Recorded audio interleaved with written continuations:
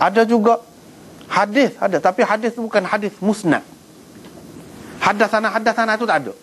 Dia mari hadis hak tak ada sanad dia. Tak ada hadatsana tu, tak ada. Ada juga. Macam-macam cara dia buat tu. Apa maksud Imam Bukhari buat gini? Jadi macam-macam lah pendapat ulamanya. Ada yang mengatakan Imam Bukhari sebenarnya dia nak bubuh hadis tu, dia tak ada bubuh. Dia tak ada. Sebab dia buat tu dari semasa ke semasa dia tengok tak mocek nak susun tu. Jadi dia tak ada bubuh. Dia memang ada nak bubuh, dia tak ada bubuh. Lepas tu kalau kita tanya, dia mau tahu mana lagu tu. Tanya dia kau. Tak ada, semua itu andaian saja, teka saja. Sebabnya muka kita hadis kan? Takkanlah tak ada hadis. Sepatutnya ada lah. Dia tengok, ataupun dia tengok kepada setengah-setengah tempat tu, dalam setengah nuskhah tu tak ada hadis, tapi dalam nuskhah yang lain ada pula hadis. Jadi boleh jadi ini termasuk di dalam tasarruf. Orang panggil tasarruf, tindakan ataupun perbuatan penyalin kitab ni. Dia tak mari hadis, sebenarnya ada. Itulah masalahnya dalam nuskhah mana-mana pun tak ada ni. Tak ada. Apa tujuan? Ada pula yang mengatakan kalau lagu ni Imam Bukhari ni biasanya kalau dia buat lagu ni, boleh jadi dia nak isyarat kelebihan dia hak hadis tu, tengok selepas tu, bab kedua, bab ketiga, bab keempat. Kena tengok situ hak selepas tu. Atau kalau sudah ada bab sebelum ni, macam ni kan mula-mula, kalau sudah ada sebelum ni, ada bab lain, boleh jadi hadis hak dalam bab sebelum itu boleh dikaitkan juga dengan hak bab ni. Itu pendapat yang kedua. Ada juga yang mengatakan tidak, Imam Bukhari sebenarnya ni molek. Imam Bukhari sebenarnya dia buat gini, dia nak cerita rujukan utama kita sebenarnya bila-bila kita duk cerita hadis pun Quran. Bagi orang Islam ni kalau sudah ada Quran cukup dah, tak payah hadis pun tak apa dah. Tapi oleh kerana kita hadis kan tak jadilah pula lagu tu. Jadi kira duk susun ayat Quran lah pula. Tak jadi lagu tu. Kalau nak kira cukup sebagai pendorong, sebagai motivasi, sebagai yang memberi semangat kepada kita, ayat Quran cukup dah. Ayat Quran pun tak payah banyak, 1-2 sebagai contoh cukup dah. Jadi kamu ingat tu lah. Kalau nak kira hak lebih-lebih lagi, kelebihan hak lain, tengok seterusnya. Tapi kalau nak kiranya bab kelebihan ilmu ni, oleh kerana banyak sangat dalam Quran, kalau sah saja ada dalam Quran ni pun jadi akidah dah pegangan dah tu.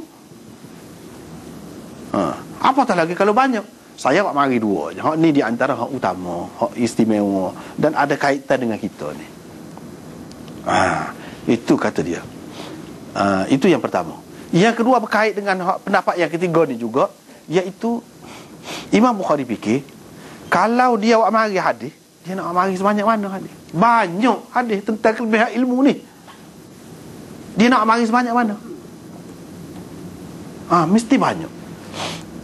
Kalau dia mari so-dua, boleh jadi orang ingat so-dua ni ya hadis kelebihan ilmu ni pula. Dia tak say kata kelebihan ilmu ni ada dalam 2 hadis ni. Dia tak say kita fikir gitu. Sebenarnya banyak hadis. Oleh kerana banyak sangat tu, dia tak mari. Al-Quran sudah ada, dah cukup dah. Kalau dia mari 1-2, mungkin orang akan fikir hak ni berkali hadis kelebihan ilmu, hak lain tak ada dah, atau tak berapa jelas mana. Sedangkan tidak begitu. Itu dia. Ini pendapat yang ketiga. Dia mengatakan sebab Imam Bukhari tak buat ni, tak bubuh hadis ni sebab tu. Yang keempat, ada juga pendapat dia kata sebenarnya Imam Bukhari nak bubuh, tapi hadis yang menepati syarat dia tak ada. Hak berhubung dengan kelebihan ilmu. Tapi hadis tak boleh, tak betul tu lagu tu. Banyak sangat hadis hak menepati syarat Imam Bukhari ni tentang kelebihan ilmu ni, banyak sangat. Jadi kita nak kata sebab dia tak ada hadis yang menepati syarat dia, maka dia tidak mari hadis tu, tak kena di sini. Tak kena. Memang setengah-setengah tempat tu ada lagu tu. Dengan sebab tadilah, dengan sebab dia tidak menemui satu hadis yang menepati syarat dia. Yang ni perawi-perawi dia tu kena orang yang lebih-lebih, orang-orang yang istimewa lah. Tak ada. Hak adanya sahih juga, tetapi tidak tarah tu. Dengan sebab itu dia tak mari.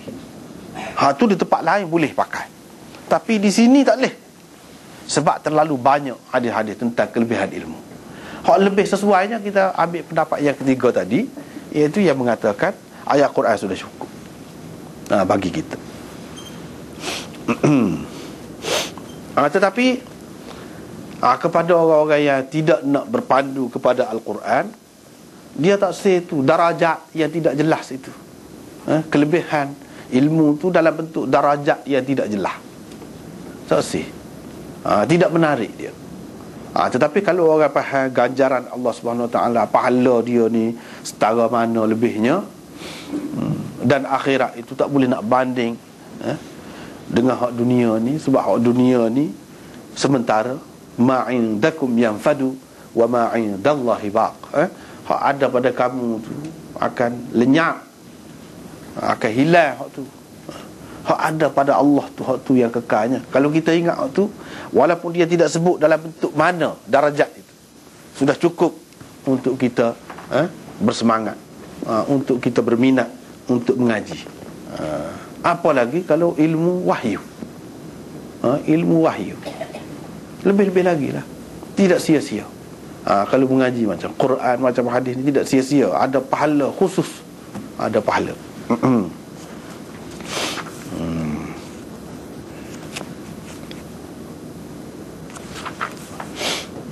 Jadi tak ada hadis di situ. Tak ada hadis.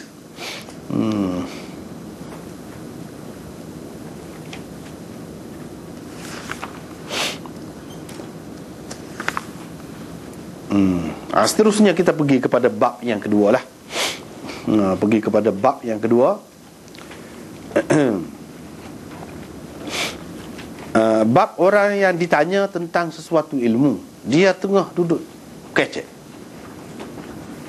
dia menyempurnakan percakapannya dulu, lepas pada tu barulah jawab soalan orang yang bertanya. Lepas pada tu hadis tu seperti yang kita baca tadi lah. Jadi apa maksud Imam Bukhari buat ni?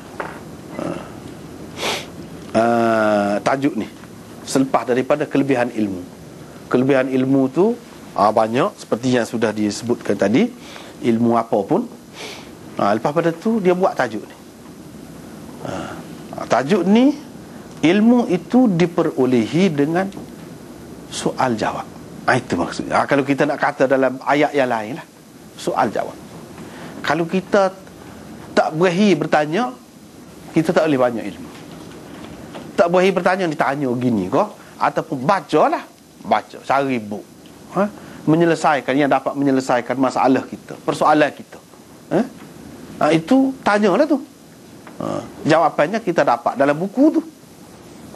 Kalau kita tak berahi hak tu, maka kita tidak akan dapat ilmu. Jadi kita kena ada sifat itu, sifat suka bertanya. Suka bertanya. Sebab itulah ulama-ulama mengatakan ilmu itu sebenarnya terletak pada soal jawab. Soal jawab. Sebab itulah dalam bab ilmu ni cuma bentuk sajalah, tak serupa lah bentuk tu, tapi pada hakikatnya periksa. Periksa tu soal, nak suruh jawab. Ataupun dalam kelas tanya, lepas tu guru dia jawab. Dengan begitulah ilmu ini diperolehi. Kalau tidak ada soal jawab, maka tidak ada ilmu. Dan orang yang bertanya tu dia ada minat dia tu.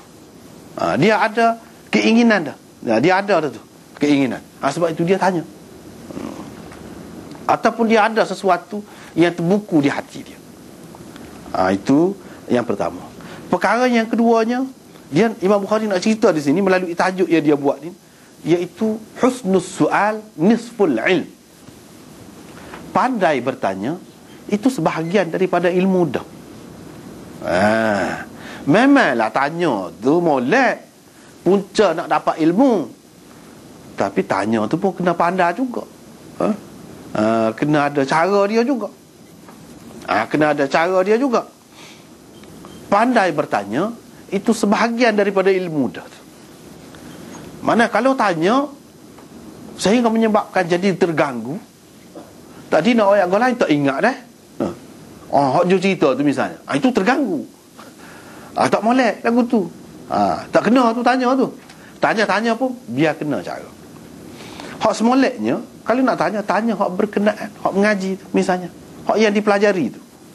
Kalau nak tanya hak cerita dalam dunia ni banyaklah. Tanya hak tu tak habis. Sebab apa? Sebabnya seseorang guru tu lebih biasanya dia akan menumpukan kepada pelajaran hak semasa. Kalau dia baca pun dia baca hak berkait dengan hak tu. Lebih tepat dan lebih segar dalam ingatan dia tu hak pelajaran yang dia ajar tu. Kalau kita tanya hak tu lebih tepat daripada kita tanya hak lain. Jadi mana kita hak pelajar ke guru ke dia kena ada cara-cara dia. Jadi tanya biar betul biar molek. Tanya jangan mana kalau kita baru kita tengok dulu orang lain tu tanya lagu mana. Takut-takut kita tanya tu orang sudah lama dah selesai, semua tahu, kita seorang yang tak tahu. Boleh jadi benda-benda yang lagu tu kita boleh dapat sama-sama kita. Di situlah pula adanya konsep muzakarah, bincang, ulang kaji, adalah tu. Maknanya nak dapatkan ilmu ni banyak cara. Banyak cara. Hak utamanya tanya. Jadi tanya tu, tanya guru, tanya saing kita. Tanya orang hak dulu lagi daripada kita. Tanyalah. Tetapi di sini mana kalau dia tanya ketika seseorang tu dekat pada tu kalau dia tak jawab jangan serah hati. Itu dia. Itu nak ayat. Sebab Nabi SAW sendiri ada buat lagu tu. Ada buat lagu tu. Misalnya orang ni tanya, bila kiamat? Bila kiamat? Dia tanya. Nabi tak jawab. Siapa ada sahabat-sahabat hak dengar tu dia nak mikir, Nabi ni dengar kau tidak sani? Ada yang ingat, dia tak dengar berkali dah. Tapi derah gitu semua tu dah. Orang lain dengar. Ataupun dia dengar tapi dia tak kena soalan. Sebab dia tak silayan lah kata. Tak silayan. Macam-macam mikir tu. Sahabat-sahabat tu. Nabi SAW terus royak dia nak royak lah.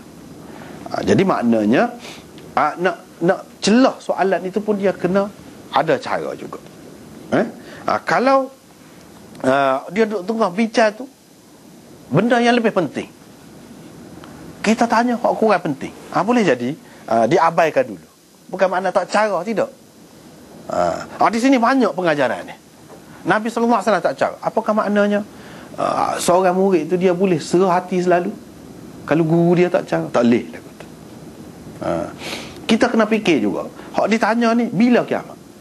Bila kiamat tak tahu tak apa tu. Tak tahu tak apa. Kalau akidah tentang kiamat tu lain, kira-kiranya Rasulullah akan jawab selalu.